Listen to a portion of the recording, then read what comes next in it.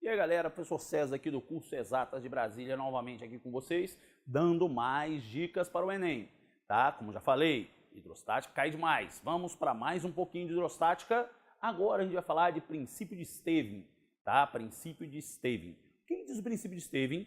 Tá? Que a pressão total num ponto é a soma da pressão atmosférica, a pressão hidrostática. A pressão total é atmosférica mais hidrostática. Basicamente, a pressão total num ponto depende do total de fluido que estiver sobre você. Vem para o slide para você prestar atenção nisso. Olha para cá.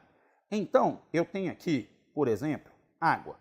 Se eu tiver aqui embaixo, a pressão total vai depender do que tem em cima, que a gente chama de pressão atmosférica, mais o que tem dentro da água, que é a pressão hidrostática.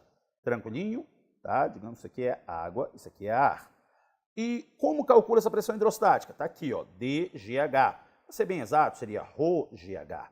Rho é a massa específica. No caso de fluidos, densidade e massa específica têm o mesmo valor, tá? Porque eu não posso ter espaço vazio dentro do fluido, logo densidade e massa específica têm o mesmo valor. Ou seja, quanto mais fundo eu for na água, maior a pressão que vai ter. Tá? Questões costumam aparecer na prova do Enem sobre isso, são de caixa d'água até uma mangueira ou até uma torneira. Tá? E aí, o que me importa é da onde até onde? É da altura da água até a altura que eu cheguei. É essa altura entre os dois pontos. Ah, César, mas foi lá embaixo e voltou. Não me interessa. A pressão hidrostática depende da diferença de pressão hidrostática, vai depender da diferença de altura. Tá? Vai depender da diferença de altura entre os dois pontos, se eu já estiver dentro do mesmo fluido.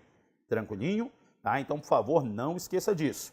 Densidade, gravidade e altura até o ponto desejado. A partir de onde? A partir do início do meu fluido.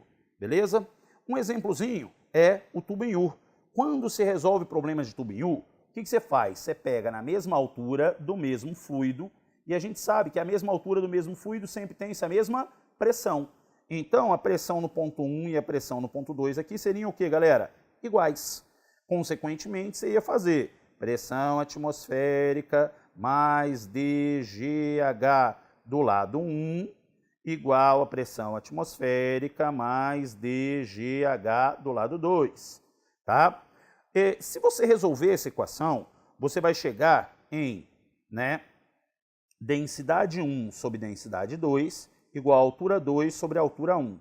Isso quer dizer que a relação de densidades é o inverso da relação de alturas. A relação de densidades é o inverso da relação de alturas. Ou seja, o que isso quer dizer?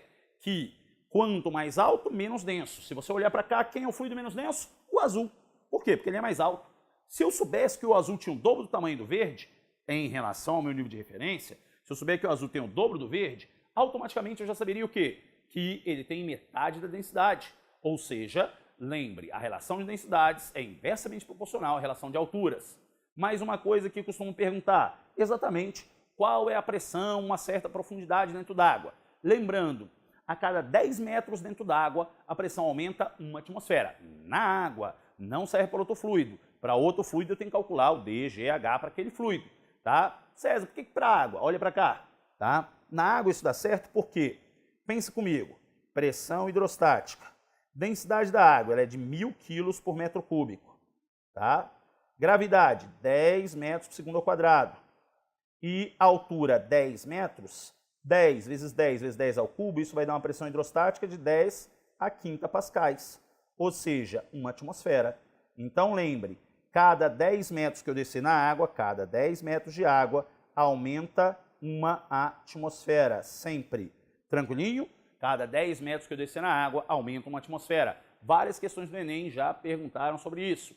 Tá? Uma, inclusive, caiu na segunda aplicação 2015, falava exatamente sobre isso, só que ele perguntava em quilopascais. Né? Então, quilopascais é 10 ao cubo. Tá? Então, cada 10 metros, 10 a quinta, ou seja, 100 quilopascais. Tranquilo? Belezinha? Então, arrebenta lá no Enem e eu sou o professor César aqui com você. Obrigado.